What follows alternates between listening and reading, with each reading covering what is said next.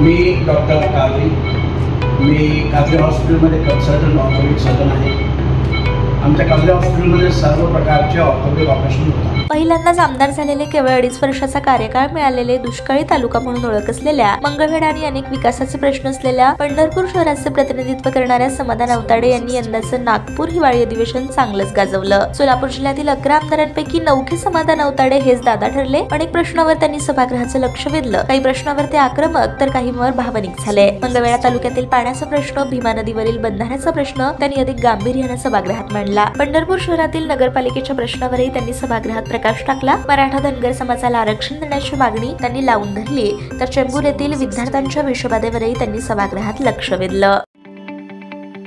ताज्या बातम्या पाहण्यासाठी प्राईम महाराष्ट्र न्यूज चॅनलला सबस्क्राईब करा।